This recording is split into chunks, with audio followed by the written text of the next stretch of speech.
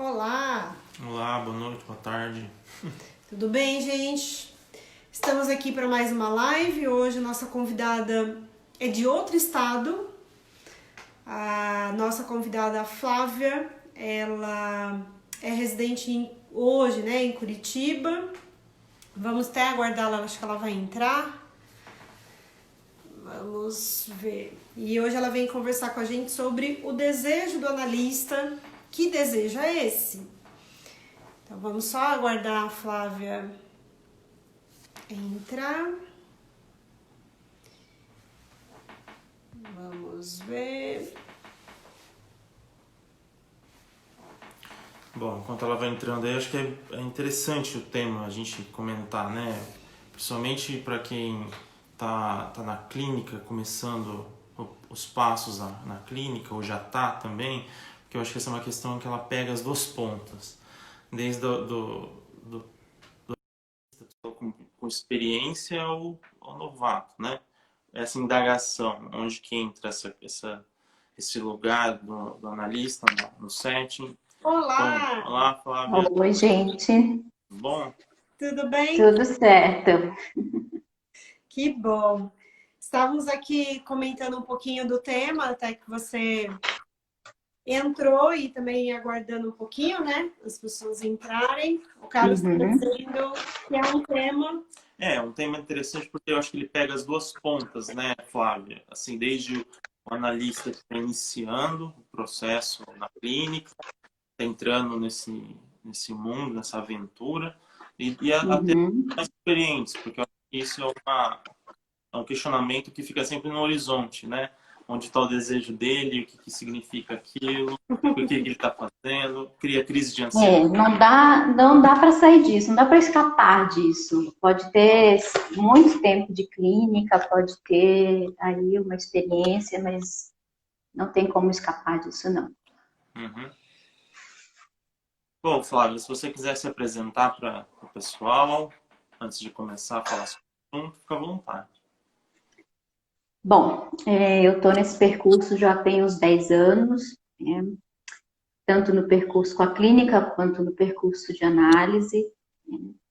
E assim, eu só tenho como falar disso, que é de uma extrema responsabilidade, né? Estar aqui falando desse tema, um tema que para mim é caro, no sentido de que, né, ao mesmo tempo que não se pode estar, mas deve-se estar, né? Que é essa função.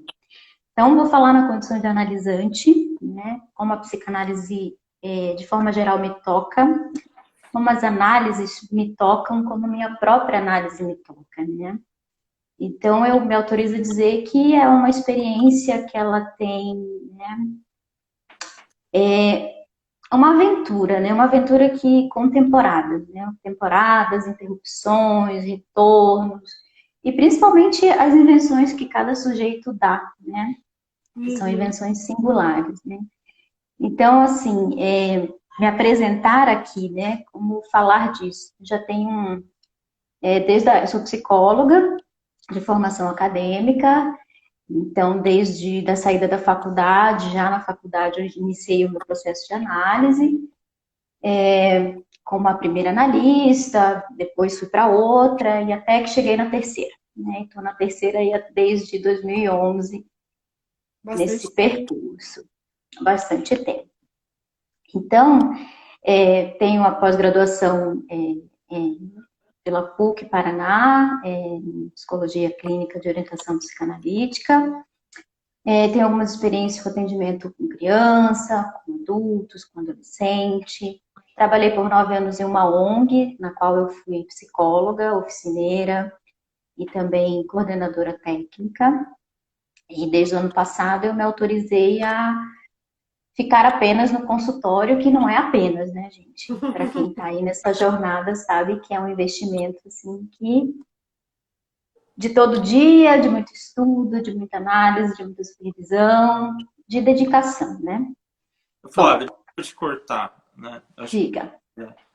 Acho que isso já é um ponto interessante, assim, para a gente deixar bem claro, né? Você estava dizendo aí, até você chegar nesse ponto em que você está dizendo que você se autoriza para ficar só na clínica, né? Esse só entre aspas. Uhum. todo o percurso que você fez e ainda continua estudando, continua preocupada com a análise, né? Eu acho Sim. que é um horizonte para, às vezes, os alunos de psicologia que assistem a gente ou que estão ingressando nisso, né? Ou ser psicanalista não tem um diploma, né? Mas pode... É, eu acho que você toca num ponto importante, Carlos, porque assim, né? Nós, enquanto sujeitos, e isso também ao longo da minha fala eu penso em tratar aqui, né? Nós, enquanto sujeito, queremos garantias, né? E a psicanálise, ela vai totalmente na contramão disso, né? Não se trata de garantias, pelo contrário, né? Se trata da não garantia e de como que o sujeito vai fazer para lidar com isso. Né? Uhum. Não tem nenhuma receita, que não tem nada pronto, né? Ele vai ter que se virar. Por isso que a análise é um processo que, né, demanda aí um investimento, que está longe de ser um investimento financeiro, né? Um investimento de corpo, é um investimento de desejo. Então, né, quando você aponta isso, eu não tenho como não colocar aqui a questão dessa garantia, que, assim, claro, a psicanálise está em todos os contextos, né? Mas a psicanálise só está no contexto se tiver alguém com uma escuta afinada, né? Uma escuta de alguém que passou por um processo, que está num processo, e que de alguma forma possa se autorizar nisso, né?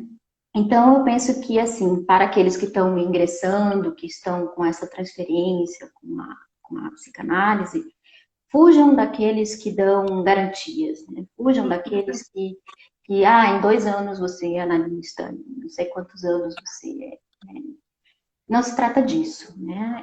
Quando eu falo desse percurso, né, desde 2010 que eu estou nele, é um percurso de circular por algumas escolas, de fazer cursos, de ouvir seminários, né? Então tem todo esse investimento aí. E aí, para falar, né, da temática que a gente conversou um tempo atrás, eu pensei que antes de dizer dele especificamente, e que para mim foi bem assim mais delicado de montar, né? Eu montei um roteirinho, eu tenho algumas anotações aqui, né? E eu vou colar algumas vezes porque ele sabe como é, né? É a minha primeira live, então eu espero que dê para vocês acompanhar. Então, eu pensei em falar um pouquinho do que se trata a psicanálise, né? Saindo de Freud, chegando, passeando por Lacan. E, na sequência, eu pensei em colocar a questão, né? Como é que o sujeito entra em análise, né? O que faz o sujeito procurar análise? E daí eu entro na questão propriamente dita, né? Do que é esse desejo de analista, que desejo é esse. Na sequência, falar um pouquinho das fases de uma análise. E, né, já encaminhando ali para o final, se for possível, né? Se der tempo, eu espero que eu consiga me organizar nesse tempo que é possível. Falar do desdobramento, né, do que é um efeito de uma análise, dos efeitos, né, e o que seria, então, um pouquinho dessa formação, né, que a gente começou a falar disso. Uhum. Bom, então, vamos ver se eu consigo, né, e aí vocês podem ir comentando, perguntando, a gente vai na ideia de uma conversa, né.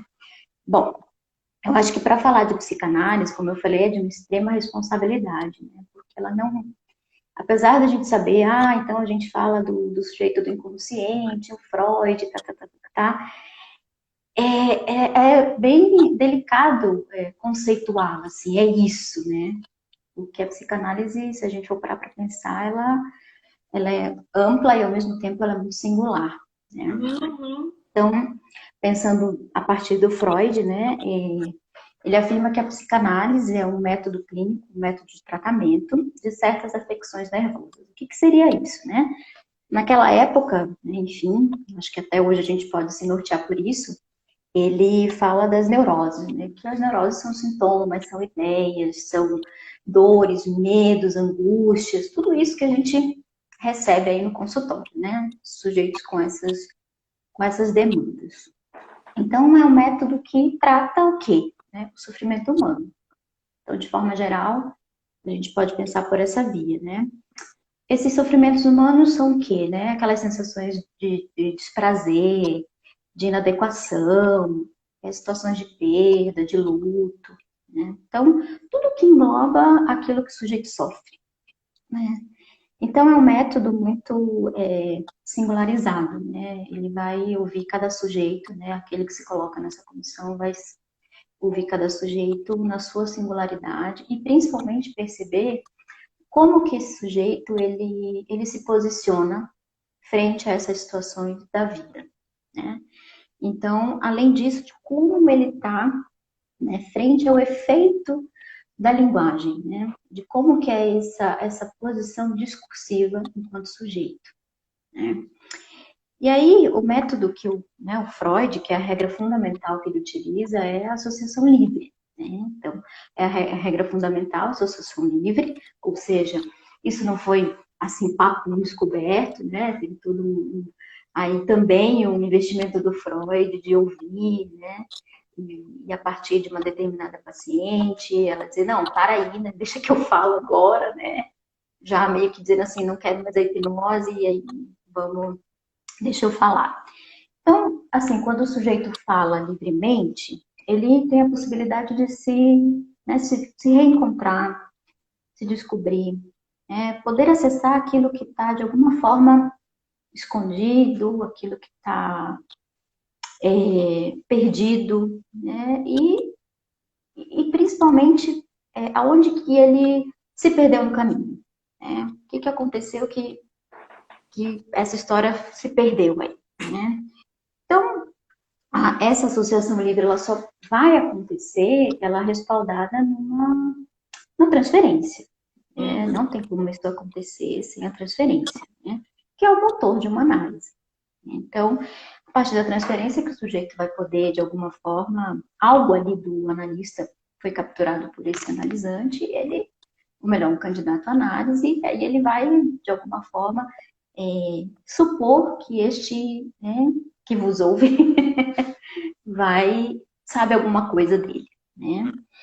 E isso, né, não se dá também sem o ato do analista, né, que é exatamente ouvir isso, né, fazer essa escuta, né, que perpassa por pontuações, por interrogações muitas vezes, por interpretações, por silêncio, né?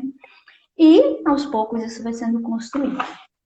Então, Bom, Flávia, né, então, eu só queria fazer um comentário, né? Conforme eu fui te ouvindo, achei interessante porque eu sempre escuto, seja dos alunos, ou enfim, de pessoas próximas, ou até de pacientes, ou né, os candidatos, né, a paciente, dizendo, eu quero a psicanálise porque ela volta ao passado. Né? E aí é interessante porque você em nenhum momento usou esse termo para apresentar a psicanálise, né? Então eu queria destacar, né? É claro que a gente não vai aqui conseguir aprofundar em todos os conceitos, mas é um aperitivo, né, Carol? exato, mas acho que eu só queria destacar isso até para quem, né, estiver nos acompanhando, que a psicanálise ela não é unicamente um método que retorna ao passado e que a pessoa necessariamente vai precisar falar da infância, até porque o inconsciente é atemporal, né? Isso. E de uma certa forma, eu achei interessante quando você fala, né? Olha, esse sujeito que está perdido, que não está acessando algo e a análise vai permitir ele acessar.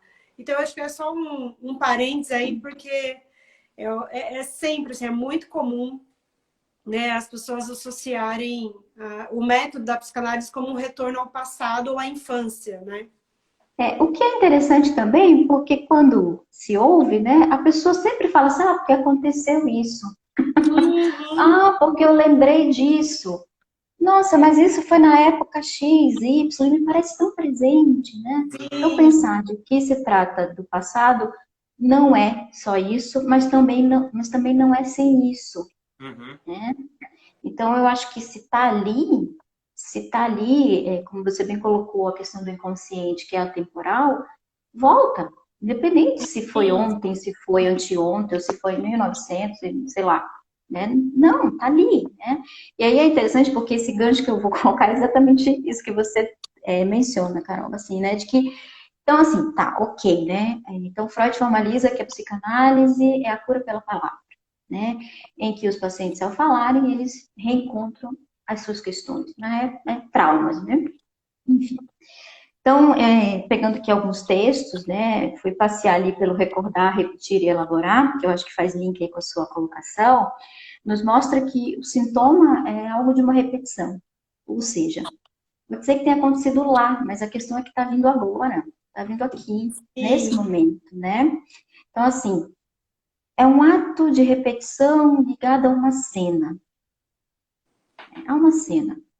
É muito comum uma cena infantil, algo que aconteceu como lá no passado, mas não passou, né? Então, ela está aqui. Então, o que que seria isso, né? Seria recordar para repetir, né? Mas não assim, vou recordar, não. Agora eu já sei tudo, vou anotar aqui no meu bloquinho de nota do celular, está tudo resolvido. Não, não se trata disso, né? É retornar no sentido de recordar para elaborar, né? Então, o que que se faz também nesse processo, né? É um processo de entrar em contato com uma lembrança, né? Uma lembrança na qual vai desencadear possivelmente numa elaboração, né? Uma elaboração a partir do qual o sujeito ele pode se haver com isso que é de um sintoma, né? Que, assim, se a gente for parar para pensar, o sintoma é algo extremamente, né, refinado, né? Não é? E muito, muito, muito particular, né? Então, cada um vai lá e fala do seu sintoma, né? Então, se trata de, vamos dizer assim, de poder ir lapidando esse sintoma, né? Mas eu vou deixar assim mais para frente. E aí, como eu disse no início, eu vou falar um pouquinho do Lacan, né? De como que Lacan vai...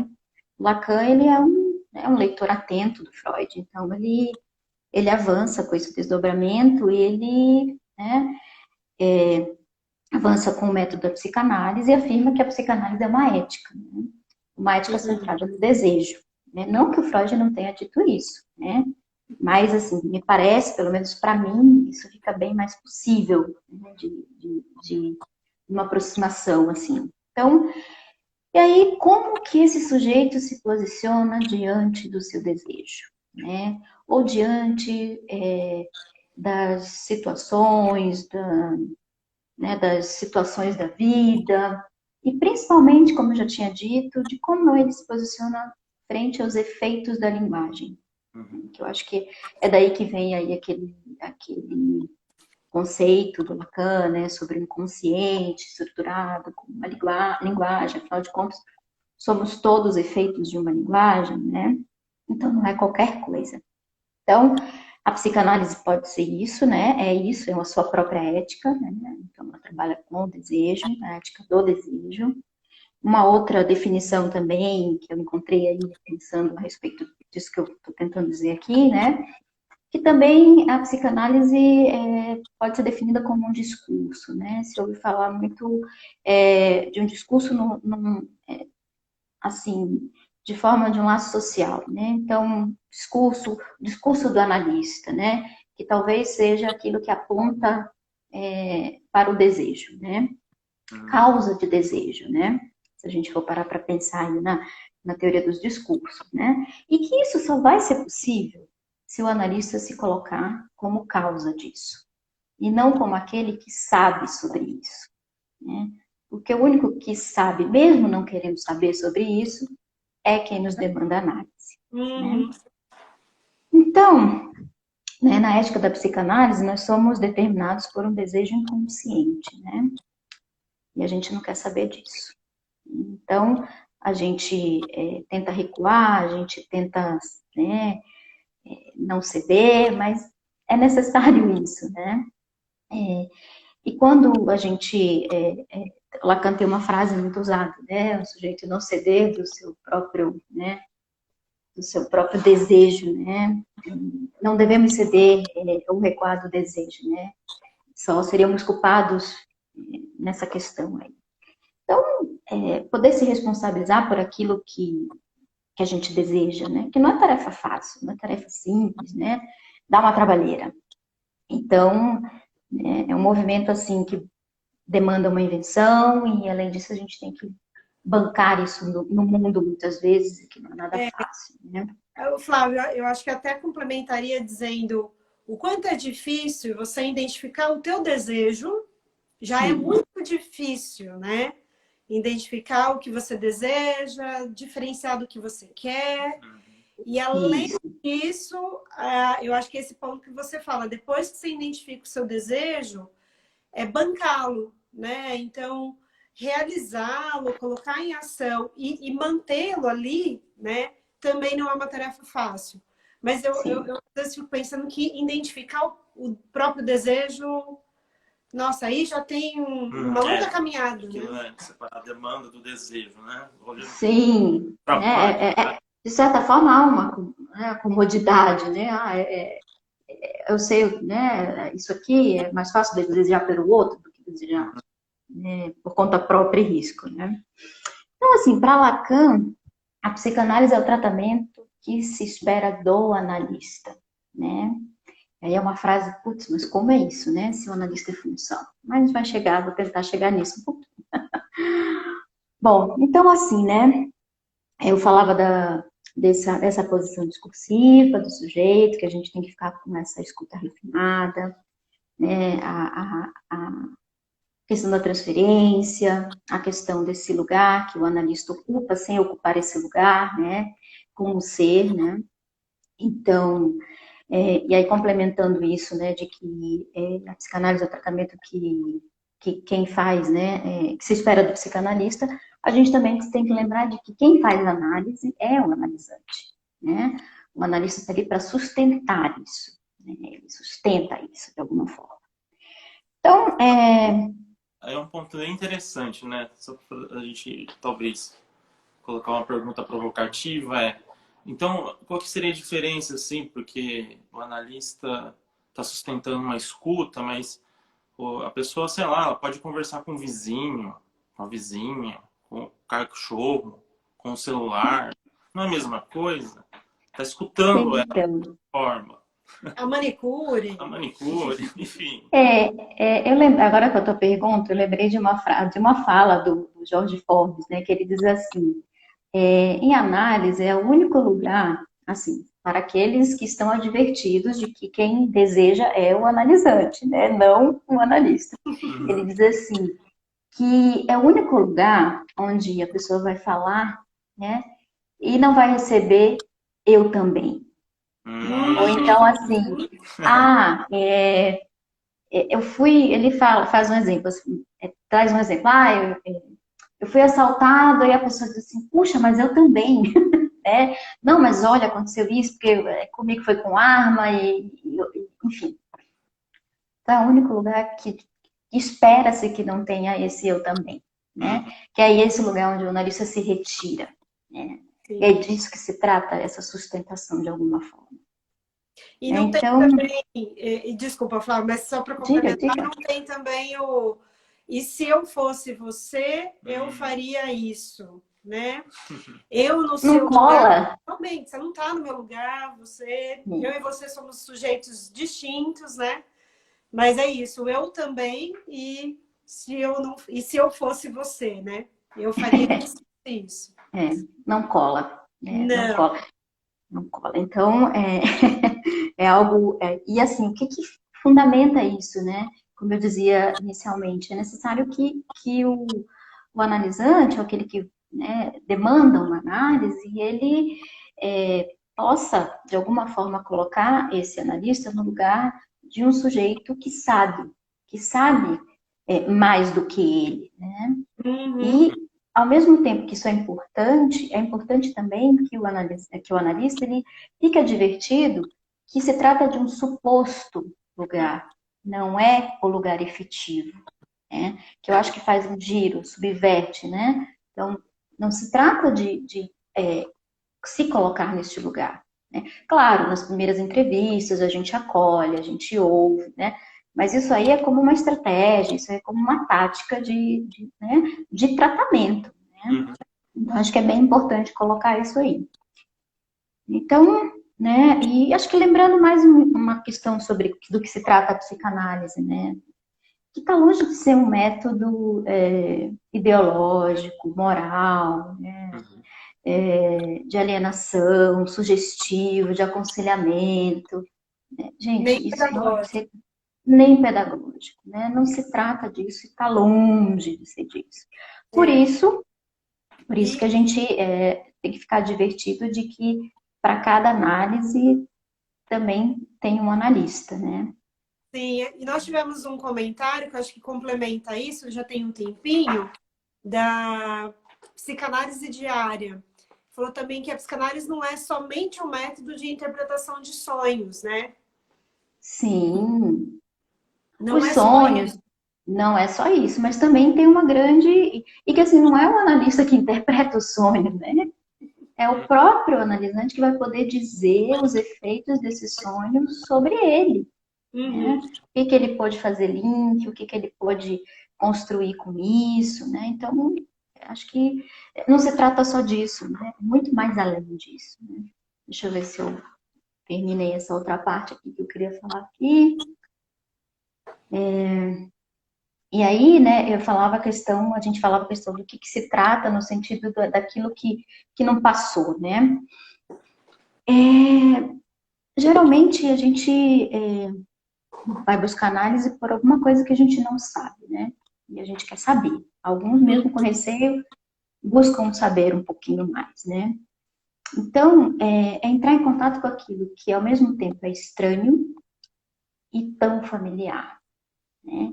E que nos arrepia, né? Então, por exemplo, quem nunca falou uma coisa e de repente, putz, não era isso que eu queria dizer. Ou aquele pensamento que fica ali, fazendo, ruminando, né? Quem nunca passou por isso? Aquilo que não para de se inscrever, aquilo ali que não cessa. E aí, bom, né? Mas o que significa? Isso, gente, nada mais é do que o inconsciente dando o seu ar da graça, de alguma forma, né? Aquilo que tá ali, que nos faz aí um barulhinho, eu diria um barulhão, né? E aí eu penso que, assim, né, quando eu toco nessa questão do estranho, a gente tem muito medo de entrar em contato com isso, né? Por vezes a gente tem partes na gente que nos assustam, partes que a gente não quer entrar em contato, né? Sim. E nem queremos olhar às vezes, né? Então, tipo, não quero saber disso e retorna com angústia, retorna com sintoma, vem com efeitos no corpo, enfim. Então, é sobre isso que a psicanálise se interessa, né? Sobre isso que tanto inquieta cada um que de alguma forma nos procura e que faz uma demanda de análise, né? Por isso que lembrei também de um poema do Fernando Pessoa, né, que diz assim: falar é o modo mais simples de nos tornarmos desconhecidos. Então, veja, por que a psicanálise se utiliza da palavra? Porque é só falando que a gente consegue, às vezes, se desconhecer, né, para, de alguma forma, acessar um pouco algo que possa ser conhecido. Né? E aí a gente pode pensar no saber do inconsciente. Então, palavras que não são ditas, palavras que são interrompidas, palavras que se encalham aí ao longo da nossa vida e que, às vezes, em processo analítico, a gente consegue dar um outro lugar, né? Então, para fechar essa parte aí da psicanálise, né, esse encontro nem sempre é confortável, né, gente? Uma primeira entrevista causa muito desconforto e aí não é nada simples, né? As primeiras perguntas, hoje mais comum via WhatsApp, antes a gente já ouvia a voz, agora não, é uma mensagem, né? Então, e assim, eu posso dizer que a análise, ela possibilita uma escrita, né, da própria história do sujeito através da fala, né? Diria, sem papel e sem caneta. Então, é algo que, né, precisa usar o artifício da fala. Não tem como anotar isso. A gente pode até anotar depois ou antes, mas isso é falado, né? E aí a gente pensa o que se trata a psicanálise, né? Em última instância, é poder perder o medo de amar. Né? Então, eu falava dessas questões de lutos, de perdas, né? Tentar, de alguma forma, se reencontrar com isso, né? Eu diria assim, de uma forma bem romântica, fazer as pazes com isso, né? E, enfim, tá aí um outro estatuto para essas questões. Mas agora entrando na questão de como se chega na análise, né? E sempre pensando sobre o desejo e pelo que não se sabe, né? Que aí foi a partir disso a descoberta freudiana e a invenção da psicanálise. Bom, como que a gente chega em análise, né? Bom, não tem como não chegar a partir do momento, no momento de crise, né? Algo que não funcionou, algo que não estava mais funcionando, aquilo que, aquele modus operandi habitual desmoronou, né? Não está funcionando. E, assim, aquilo que nos angustia, aquilo que já não funciona da mesma forma que funcionava, né? Então, eu estou entrando um pouquinho naquilo que se trata o sintoma, né? Uhum. Então, o sintoma, muitas vezes, ele proporciona muitas satisfações, né? Só que tem um momento onde ele não consegue mais dar conta disso, né? E bem, assim, companheiro da fantasia, começa, né, a falhar. Começa aí, de alguma forma, a não funcionar mais. Então, o sintoma não deixa de ser algo que, né, uma defesa, né, contra a angústia, né? Eu acho que isso é algo muito importante em Freud, que é uma invenção, né, em relação à angústia, e falar de angústia não deixa de ser falar de desejo, né? Então, quando tem angústia, pode contar que tem alguma coisa aí em relação ao desejo que está dando também notícia. Mas que o desejo é uma coisa que pede um certo engajamento, né? Então, a angústia é algo assim, não no sentido de que a gente tem medo, né? Mas sim a gente tem medo de algo que a gente deseja muito, né? Então, a gente, não quero isso, mas quero isso, né? A gente não se autoriza tanto a fazer isso. Não, você me fez pensar, não tem um provérbio que diz, cuidado com o que você deseja, Que ele pode se que tornar realidade. ele pode se tornar realidade. Pois é. Me fez lembrar desse provérbio que eu tô... A angústia não deixa de ser a iminência do desejo, né? E aí, por isso que ela é o afeto mais importante, né, para a psicanálise. Então, é um afeto que não mente, né? A angústia serve de baliza, né, para a gente, de alguma forma, se aproximar um tanto do que se trata o desejo, né? E tem um ponto também aí, Flávio, que eu fiquei pensando aqui quando você falava, que é, talvez nessa questão do sintoma, ele chega nas primeiras conversas, nas preliminares, como aquilo que é a queixa do paciente, né? Sim. E é sempre muito curioso acompanhar o quanto que as queixas elas vão se transformando. Aquilo que parece que era de fato o sinalizador, a crise, a pessoa ao longo do processo ela vai tomando consciência ou conta de que vão aparecendo outras questões de fundo. Parece que é aí que vai entrando a resistência também, né? Porque Que não deixa de estar junto com a transferência, né? Sim, sim. É muito curioso porque o quanto que parece que aquilo que era tão claro, que era aquela queixa, de repente vai se transformando em algo que o sujeito vai tendo que se implicar, como você está colocando em relação ao desejo, e não é simplesmente algo que o paciente vai pedir para o analista, vai falar assim, não, tira isso de mim. O analista vai fazer um outro trabalho, né? Exatamente. Por trás o que tem por trás desse sintoma, né? O sintoma é uma construção do sujeito, né? Então, ele leva muito tempo a construir. Não é tarefa do analista tirar isso dele, né? Como eu falei, ele vai dar toda uma esculpida de alguma forma. Na verdade, é o próprio menino que vai dar essa esculpida. Eu diria que ele é algum instrumento aí para isso, através da escuta, né? Então, o sintoma é algo extremamente importante, né? E precioso. Então, não trata-se de tirar isso, né?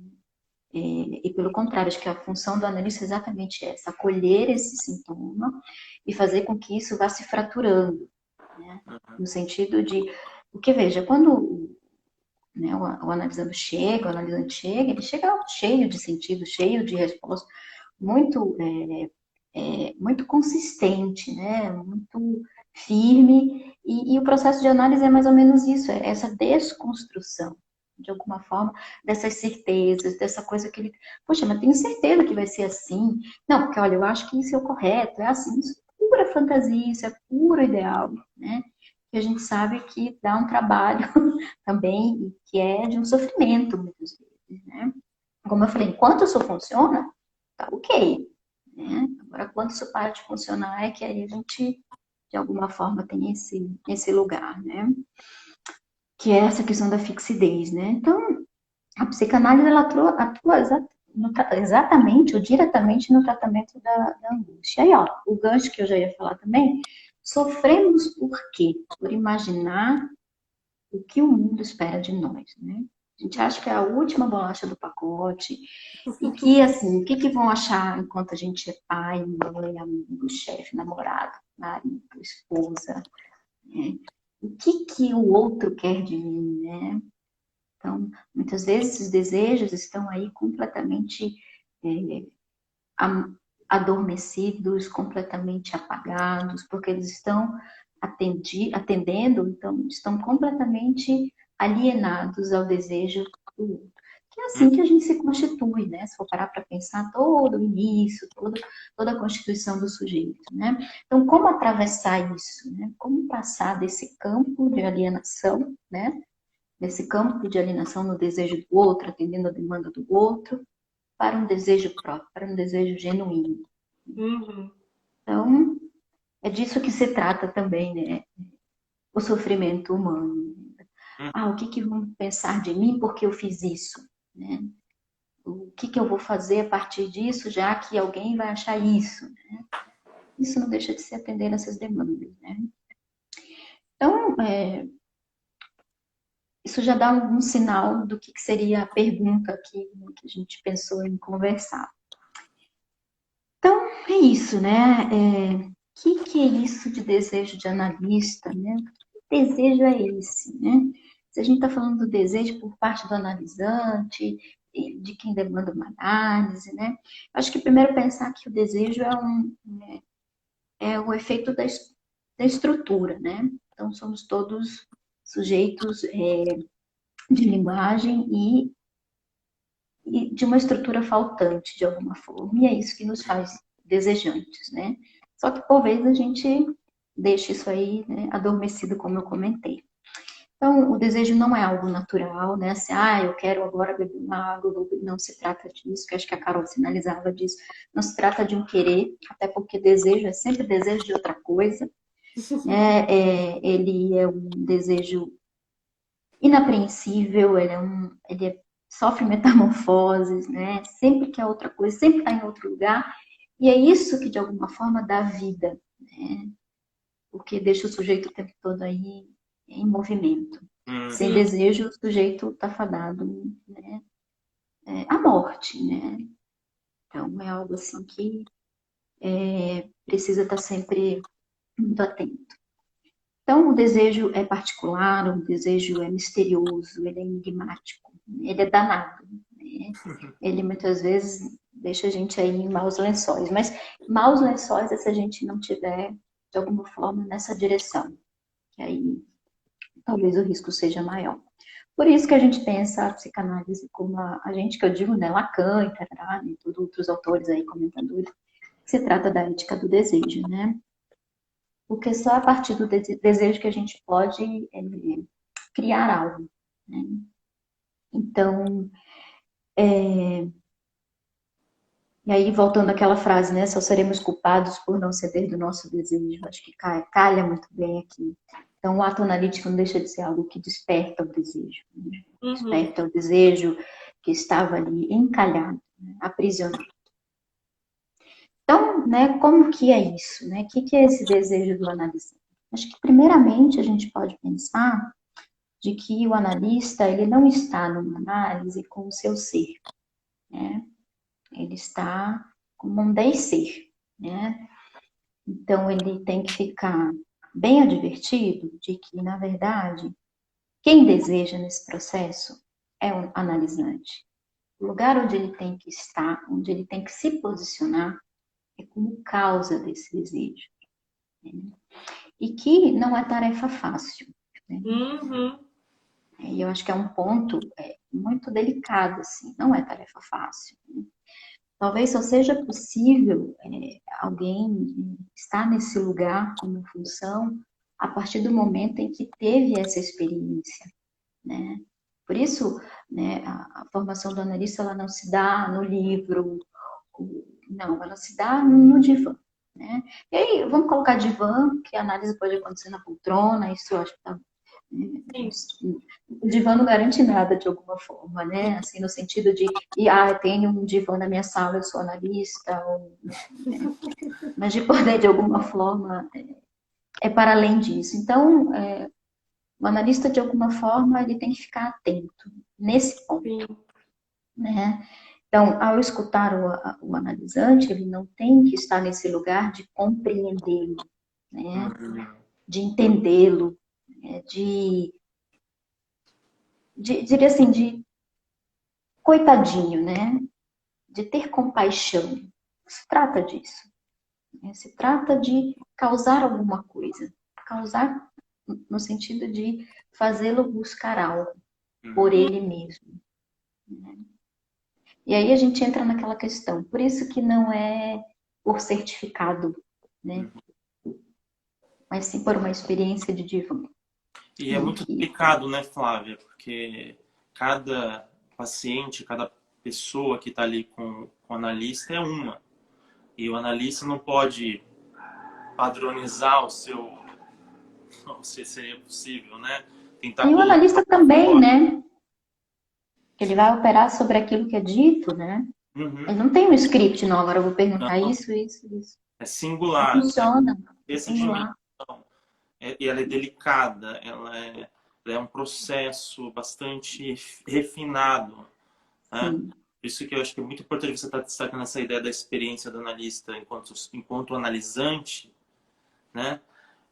O quanto que ele tem que também ele vai se dando conta desse processo nele mesmo e que quando ele vai estar no lugar de analista, que é isso que você está colocando muito bem, ele não vai simplesmente aplicar uma técnica ou coisa do tipo, né? Não é Se garantia. trata de isso. Se trata de uma outra coisa, né? Então, é aquele que pratica análise deve ser alguém que adquiriu uma experiência de psicanalizar-se, né? Sim. E foi confrontado com sofrimento, com os seus recalques, com os seus desejos inconscientes. Então, como estar nesse lugar sem ter essa experiência de alguém que fez essa função, né, como causa de desejo? Acho que isso é fundamental para tentar responder minimamente essa pergunta, né, de que desejo que se trata. Então, é um encontro de que ele não deve desejar. Né? Desejo de analista é que ele não deve desejar sobre o seu paciente. Né? Não se trata disso. Né? E aí, o analista, de alguma forma, ele entra com o quê? Né? Com a sua interpretação, com a sua pessoa através de um suporte de transferência, né? E com o desejo de se colocar como causa. Né? Acho que esse é o principal roteiro, né, do analista, se é que tem um roteiro pronto. Né? Mas eu digo mais de estar advertido. Então, o analista, se colocando como causa, ele vai até se colocar como mediador disso, um alfaiate que faz uma interpretação à medida de cada analisante. Né? Então, é um corte, né? É uma interpretação, é uma pontuação, é uma escansão. Né? Então, isso é que é o grande diferencial, né? Então, a gente dizia do sujeito suposto saber, se trata disso, né? Então, de um sujeito suposto saber, mas que não encarna esse lugar. Uhum. Faz semblante desse lugar, né? E não se utiliza como um ser, né? Então, ele precisa, de fato, abandonar o seu inconsciente, os seus desejos, né? O seu saber, né? E tá ali para tentar, de alguma forma, fazer uma escuta daquilo que faça com que o sujeito, de alguma forma, diminua todos aqueles sentidos que ele atribui, né? Fazer fraturar isso, que é da ordem do sentido na fala do paciente. Então, né, isso só é possível também, né? Por esse tempo aí, como eu falei, de percurso, né, de estudo, de troca, de poder estar inserido aí no que se trata de uma experiência, né, de transmissão, de estar em contato com a psicanálise para além do consultório, né? Sim, Então, eu acho que só para destacar para quem está nos acompanhando, né, Flávio, eu acho que você fez a diferenciação do desejo do analista, do desejo de analista, né? sim. Já que nós fizemos essa pergunta na clareira, então achei interessante colocar, né? O desejo do analista é aquele analista que, enfim, teria alguma expectativa em relação àquele paciente, desejaria algo para aquele paciente, então ele tem que abrir mão disso. É um caráter de dominação, né? Isso. De um lugar ideal, né? Uhum. De uma identidade, né? E não se trata disso, né? Então, o desejo do analista, se a gente for colocar nessa diferenciação, o desejo do analista é o ser do sujeito. Isso. E é disso que a gente está falando que não é para acontecer. Exato. Né? Ele tem que estar fora disso. Ele tem que estar ali como função apenas. Como um operador, né? Um operador para este saber que está, de alguma forma, né, esquecido, que não está sendo possível de ser retomado. Né? Então, ele opera exatamente nisso.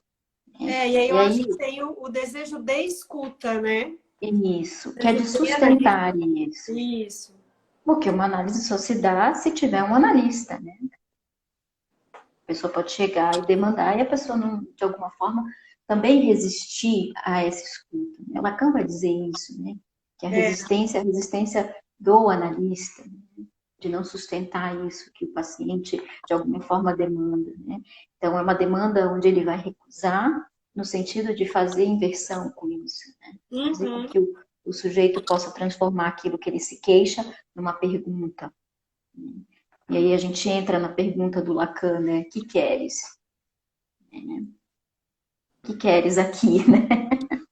Porque, de fato, no início, né, o candidato vem com as suas queixas, com as suas lamúrias, né? Por isso, de poder ouvir de um outro lugar. Né? Sim. O que tem por trás dessa queixa? O que tem por trás de um sintoma? Né? Não retirando isso imediatamente.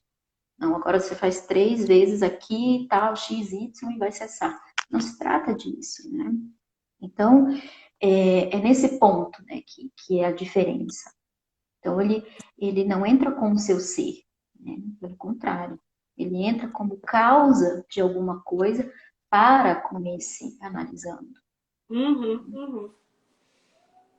E aí até fica essa coisa estereotipada, mas o psicanalista não fala, o psicanalista é sério, né? Não, estar escutando e escutar não é nada simples, né? Não é, a escuta não é escutar de qualquer jeito, é uma escuta cirúrgica, uma escuta que de alguma forma tem aí uma tática possível, né, para ser colocada. Então, deixa eu ver o que mais que eu pensei aqui. Eu falava da questão, né, do que queres, eu acho que é uma pergunta muito importante. Eu não sei quanto tempo que a gente tem, estamos... Uns 10 minutos. Só isso? Nossa, para quem estava aqui pensando, meu Deus, o que vou falar, já falei um monte. De 10 a 15. Tá, então assim, eu acho que para fechar essa questão do analista, né, falava do advertido de desejo, né, que não é o dele, né, que o desejo de analista não deixa de ser uma invenção, por isso que a cada análise, a cada analista. Para o analista cabe uma lógica muito singular, não é universal. A própria psicanálise não se trata disso. Né? que o analisante ele possa sustentar um saber, né? Um saber que vai sendo construído ao longo desse processo. Uhum. E agora chegando assim, né, na pergunta, como eu falava, eu já queria falar e não falei, mas vamos lá, né? Então, essa pergunta é exatamente para que, no mínimo, né, esse que se põe a falar em análise, ele possa, de alguma forma, não permitir que o outro tenha a última palavra sobre o seu desejo. Que ele, em nome próprio, possa falar do seu desejo. Né? Então, ir até o fim com o seu desejo equivale a ultrapassar aquilo que é da ordem de uma ancoragem de sentido. Né? Fazer cair tudo isso. Por isso que se diz que em análise é a reconciliação com a atividade desejante. Só o amor, como um tratamento, permite o gozo condescender ao desejo, ou seja, ele modula, ele faz com que o gozo, que não deixa de ser sofrimento, né, todo aquele prazer e desprazer, faça torções no gozo, né, e barrar aquelas pulsões que estão o tempo todo ali assolando os sujeitos, né, dando outros destinos para isso. Então, e isso é possível pensando nessas fases da análise, né? A gente pode pensar que é o tempo de ver, tempo de entender, tempo de concluir e o tempo um pouco mais refinado.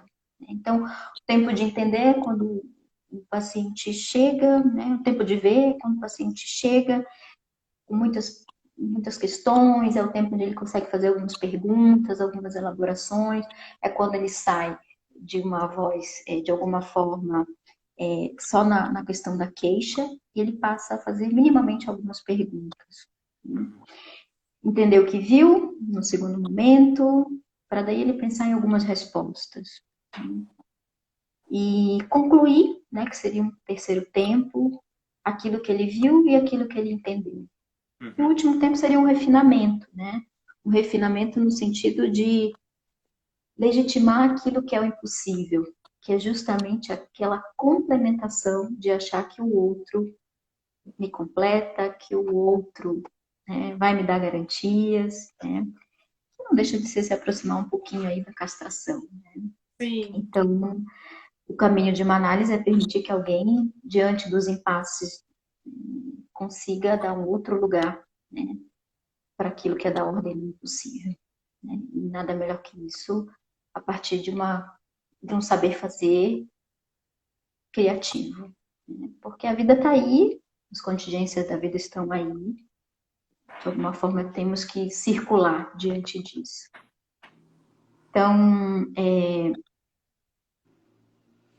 os desdobramentos e os efeitos de uma análise, a gente pode pensar assim, é cura.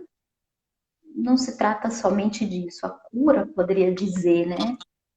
É um acréscimo, ela vem na consequência. Né? Então, os sujeitos, eles de alguma forma, eles decaem as identificações, né? Os ideais, é como se fosse uma limpeza nos discursos que tamponam o sujeito.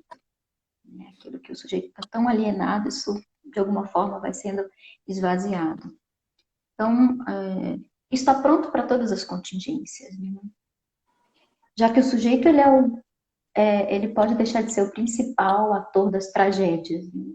Uhum. Não precisa ser só um ator de tragédia, ele pode virar o cômico, ele pode virar uma outra forma. Né? É um pouco isso, né, Flávia, né? Ele transitar por aqueles papéis também, né? Sim, Não se sentir sim, obrigado a ficar preso numa máscara, como sim, o geógrafo, né? Muito interessante. sim. Né? Então, assim, ele está atento aos deslizes e, de alguma forma, procurar soluções, né? Acolher os seus fracassos, né? Ser um pouco mais gentil, né? Com as coisas que estão aí, tanto dos fracassos e também até o receio de, muitas vezes, do sucesso, né? Às vezes a gente tem medo também do sucesso. E que não faça o sintoma como a única base de sofrimento, né? Isso. Os desdobramentos disso. Eu vou citar aqui um trecho de um livro do Sérgio de Campos, que é um analista da escola brasileira, O nome do livro dele é Passino. Eu vou ler aqui porque acho que fica mais interessante. Uhum. À medida que se caminha para o final de uma análise, percebe-se que o sinal... Que sinal que a gente percebe? É quando a gente está só. Quando as histórias sobre os outros minguam. Os dramas familiares, a missão de salvar o outro, as fantasias, os ideais, os embaraços com os desejos e angústias em relação ao outro. Deixar de ter tanto sentido para as coisas, tanta consistência. Uhum. Então, algumas pessoas perguntam, mas o processo de análise demora? Bom, ele demora à medida que a pessoa leva para se dar conta da impossibilidade de encontrar respostas no outro, né? Então, por isso que o sujeito ele precisa fazer as suas perguntas e, quem sabe, construir algumas respostas. Sim. Uhum. E aí o saldo de uma análise, eu acho que dá para encerrar, né, por aí, é a construção de um saber sobre a falta. Exato. Muito bom. Então, é aquilo que nos acontece, aquilo que nos passa, aquilo que nos toca. Então, eu posso dizer que, né, se for pensar, para mim, seria aí o processo analítico, né? Acontece na sessão e fora da sessão. E aí eu estava pensando, até falei com vocês, né, pensando em todas essas coisas que temos quanto tempo, só para ver se eu consigo falar disso. Não, tem um tempinho ainda, pode falar. Um tempinho. Uhum. Eu lembrei da música do Legião Urbana, não sei se vocês conhecem, né? Quase Sem Querer. Então, é uma música que retrata exatamente disso, né? Perdi tanto tempo para dizer o que não queria dizer nada, né? Estava lá inquieto, aflito, enfim. Então, é muito interessante essa música e eu acho que para quem está nos ouvindo aqui, não deixa de ser algo que lembra o processo de análise, o processo analítico, né? Quem é dessa época vai lembrar a Legião Urbana. O nome da música é Quase Sem Querer. E aí, gente, só é possível sustentar isso, que eu tentei de alguma forma transmitir aqui para vocês, pensando nessa formação, né, que é contínua, Sim. que perpassa por um tripé, né, que às vezes fica muito dito isso, mas às vezes as pessoas não entendem muito bem o que é, né? Então, assim, essa autorização de fazer essa escuta, ela toca num ponto onde cada analista se encontra na sua relação com a teoria, com o seu percurso de análise, né? E com a prática. Então, é uma formação muito singularizada. E é uma formação que exige, sim, navegar por muitos mares, né? De Freud até aqueles que estão aqui e aqueles até que não estão lá, né? Então, acho que essa a proposta que eu tinha para falar aqui com vocês, né? E não esquecer que o analista ele tem sempre que pôr algo de si. Sim. Pois bem, Flávio, agora sim a gente vai estar finalizando. E eu acho que todo mundo aí que pôde ouvir e te ouvir, né, faz pensar. E acho que em especial quando você fala a palavra falta, né? O quanto suportar essa falta nos mantém insistentes, mas que isso é possível, né? Sim. E é isso que nos sustenta enquanto sujeitos, do desejo. Exato. Quer falar alguma coisa? Não, eu acho muito legal, Flávia. Vai ficar gravado a live, então quem puder depois pode assistir de novo. Eu achei muito legal, você passou por pontos assim muito profundos da ideia da formação analista, ao mesmo tempo que você articulou ideias assim, construindo essa relação mais didática para a gente pensar, né? Eu acho que esse recurso de trazer a música do Legião é muito legal. E assim, a gente só tem a agradecer, Flávio. Você aceitou de começo, né, a questão, sabe que é uma questão em aberto.